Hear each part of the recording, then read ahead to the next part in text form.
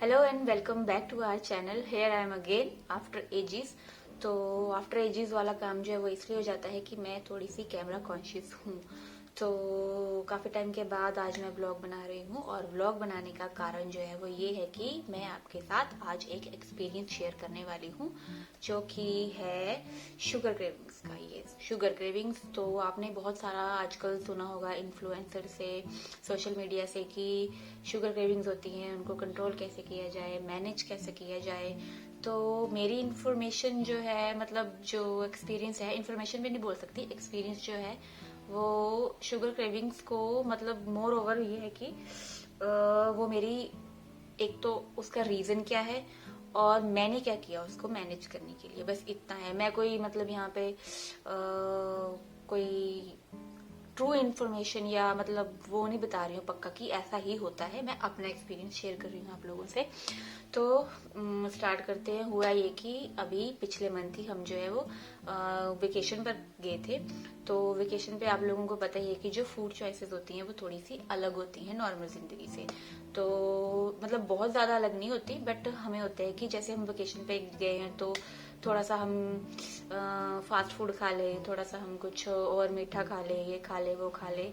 मतलब दाल चावल भी हम खाते हैं, नॉर्मल जिंदगी वाला खाना भी हम खाते हैं, बट मोस्टली हमें होता है कि खा लेते हैं ये सब कुछ जो भी होता है जंक फूड वगैरह।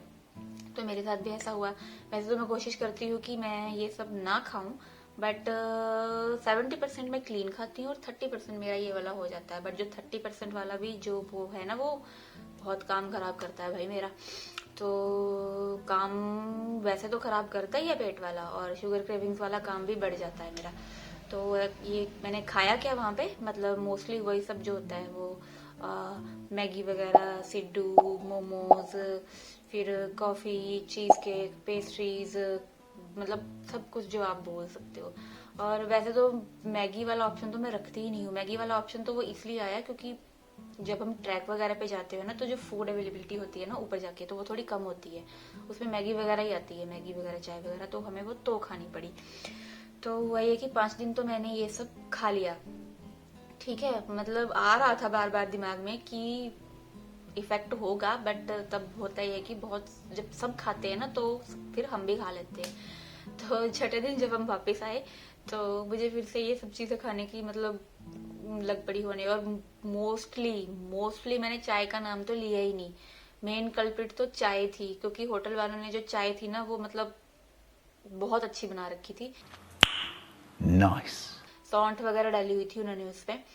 तो यहाँ पे आके भी मुझे ना वही चीज, मतलब चाय की याद लग पड़ी आने की। बहुत अच्छी बनी थी तो मैंने लगातार आके चाय तो पी है। साथ में गाजर का हलवा, ये, और गाजर का हलवा इसलिए नहीं कि वो मैंने वहां पे खाया था, वो इसलिए कि अभी सीजन चल रहा है और वो मेरे माइंड में आ रहा है कि हलवा है तो खाना है। तो इसलिए वो भी खाया। बाकी कॉफी, ये वो, कुरकुरे, ये सब कुछ चल रहा था मेरा। तो फिर मेरे दिमाग में आया कि ये सब ना बहुत ज्यादा हो रहा है, तो मुझे थोड़ा सा कंट्रोल करने की जरूरत है, और इसको थोड़ा सा, मतलब थोड़ा सा क्या, मतलब जो चीजें हैं वो थोड़ा कम करने वाली हैं, इनको पूरा ही बंद करना पड़ता है। तो मैंने क्या किया कि फिर मैंने रिप्लेसमेंट ढूंढी इसकी। तो मुझे मोस्टली जो क्रेविंग्स हो रही थी वो मुझे ब्रेकफास्ट, लंच और डिनर के बाद हो रही थी। तो मैंने कहीं से सुन रखा था कि जब आपको शुगर क्रेविंग्स होती हैं तो आपको हेल्दी ऑप्शंस देखनी चाहिए। तो हेल्दी ऑप्शंस में मैंने चूज किया ये डेट्स चूज की। आप कोई सी भी ले सकते हो, बहुत सारी अवेलेबल होती हैं। और डेट्स नहीं हो तो फिर ये जो होती है, ये क्या बोलते हैं इसको, किशमिश। ठीक है, किशमिश। तो मैंने ये खानी स्टार्ट की, मतलब एज अ रिप्लेसमेंट ही है ये उसकी, मीठे की। वैसे अगर इन ये दोनों नहीं होते थे तो मैं चॉकलेट वगैरह देखती थी या कोई मतलब मिठाई लेके रखती थी, तो वो थोड़ी सी एक एक खा ली, तो वो तो बहुत ज्यादा नुकसान वाली चीज लग रही थी मुझे। तो इसलिए मैंने ये ऑप्शंस रखी कि खजूर खा ली, एक खजूर खा ली, या 5-6 दाने जो है वो किशमिश के खा लिए, या जो चॉकलेट होती है जिसमें कोकोआ की क्वांटिटी जो है वो ज्यादा होती है वो वाली। वो भी मतलब ऐसे नहीं कि जितनी मर्जी खा ली, जो एक चंक होता है, स्क्वायर होता है, वो खा लिया। ठीक है। और ये तो होगी शुगर क्रेविंग्स की बात। और मैंने अपना क्या किया कि प्रोटीन इनटेक रखा पूरा, जितना मतलब पर डे जो होता है वो, मतलब कोशिश कर रही हूँ, मतलब रोज पूरा, मतलब हो भी नहीं रहा कि 60 दिन तो पूरा होता भी नहीं है। कोशिश करती हूँ कि मोस्टली जो है वो मैं हर मतलब अपनी जो बैलेंस रखूँ, अपनी डाइट जो है, प्रोटीन रखूँ, फाइबर रखूँ, ठीक है, फैट्स रखूँ, तो जो शुगर क्रेविंग्स है वो थोड़ी कम होती हैं। वैसे तो होती ही नहीं है, मतलब उस केस में तो होनी नहीं चाहिए। जब हम बैलेंस डाइट खाते हैं तो शुगर क्रेविंग्स वैसे तो ना के बराबर होती हैं। सिर्फ यही रीजन नहीं होता, और भी रीजन होते हैं शुगर क्रेविंग्स के। मेरे केस में तो मैंने आपको बता दिया कि क्या था कि मैंने लगातार खाया था, इसलिए मुझे शुगर क्रेविंग्स हो रही थी। और दूसरी चीज मतलब वो एक्सपीरियंस नहीं है, एक चीज है मतलब जो मैं मतलब एक्सपेरिमेंट ही कर रही हूँ। जो एक्सपेरिमेंट है वो है विटामिन सी। जो आजकल विटामिन सी सीरम चल रहा है ना बहुत, कि मतलब लोग बहुत इन्फ्लुएंसर्स वगैरह भी बता रहे हैं, और वैसे भी अच्छा होता है विटामिन सी सीरम जो होता है लगाने के लिए। बट मुझे पसंद है इंटरनली चीज़ें करना, मैं एक्सटर्नली बहुत अवॉइड करती हूँ अपने फेस पे कुछ भी लगाने के लिए।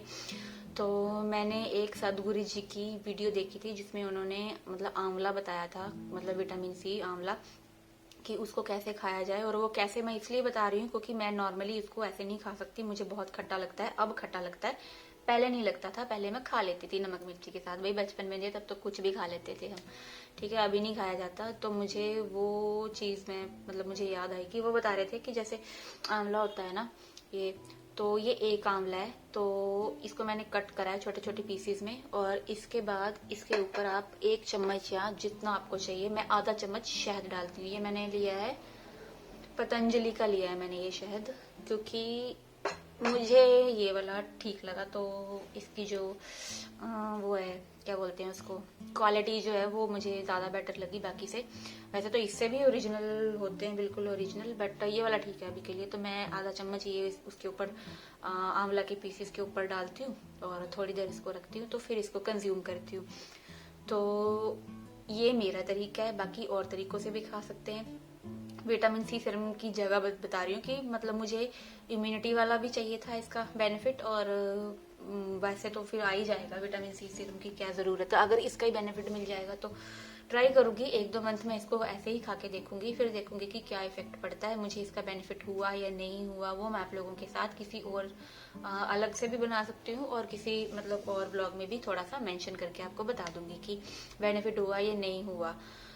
वैसे तो होना चाहिए बेनिफिट, तो वैसे तो होता ही है, और मतलब जो नॉर्मल नेचुरल चीजें होती हैं उनका बेनिफिट मुझे ऐसा लगता है कि वो ज्यादा होता है। तो बस यही था। और हाँ, डायबिटीज वाले जो हैं उनके लिए ऑप्शन अचार की रह जाती है और नमक मिर्च के साथ रह जाती है। अचार की होती है, और वो तो ऐसे भी खा सकते हैं, उनको ऑप्शन ही नहीं है कोई और कि वो मतलब शहद डाल के खाएं, और शहद डाल के उनको खाना भी नहीं चाहिए।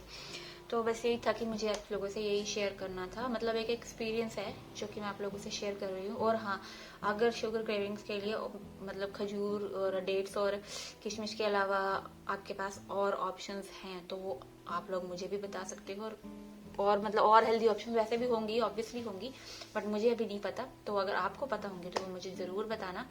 और ये विटामिन सी वाला तो मैं खुद ही ट्राई कर रही हूँ, लगा सकती हूँ विटामिन सी सीरम, कोई बड़ी बात नहीं है। बट मुझे देखना है कि कितने टाइम बाद, मतलब कितना टाइम हम ये आंवला खाएंगे तो फर्क पड़ेगा, मतलब मुझे कितना पड़ेगा। वैसे तो बॉडी टू बॉडी अलग होती है, सबको अलग इफेक्ट होते हैं, अलग टाइम पे इफेक्ट होते हैं, मतलब कुछ बेसिक चीजें सेम होती हैं सब बॉडी की, बट बाकी अलग अलग होती हैं। तो ठीक है, मैं आपको शेयर करूंगी। आपके पास अगर कुछ और है, रेमेडी है, वो मुझे जरूर बताना। तो अब तक के लिए इतना ही। जल्दी मिलूंगी, आफ्टर एजेस नहीं मिलूंगी अभी, कुछ कोशिश करूंगी कि जल्दी व्लॉग बनाऊं। तो जल्दी मिलूंगी आपसे, till then bye bye, take care.